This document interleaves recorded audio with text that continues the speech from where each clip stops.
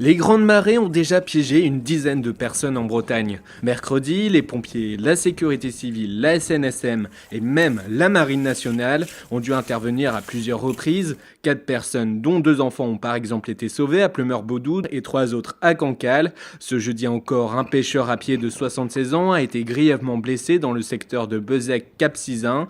La préfecture maritime appelle à redoubler de prudence jusqu'à samedi et la fin des grandes marées.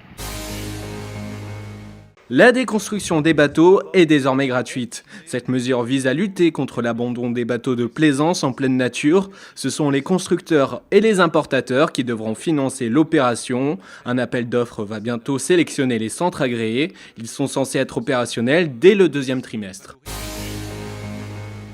Désherbé pour sauver la petite ligne Saint-Brieuc-Loudéac. L'association des chemins de fer du Centre-Bretagne mène en ce moment des opérations d'entretien pour éviter de perdre définitivement la voie. Les trains n'y circulent plus depuis fin 2016, mais des tractations sont en cours entre les collectivités et SNCF pour faire revivre cette ligne. Sébastien Josse largue les amarres. Le Team Gitana a annoncé ce jeudi la fin de l'aventure avec son skipper vedette. Le breton d'adoption barrait depuis 8 ans les voiliers de l'écurie, dont l'ultime, une éternité dans la course au large.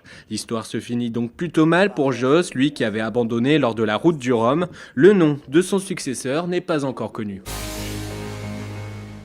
Une Morlaisienne en course pour les Césars ce vendredi. Les Petites Mains, le court-métrage de la productrice Pauline Séglan, est nominé dans sa catégorie. Ce film raconte l'histoire de Léo, l'enfant d'un directeur d'usine enlevé par un ouvrier.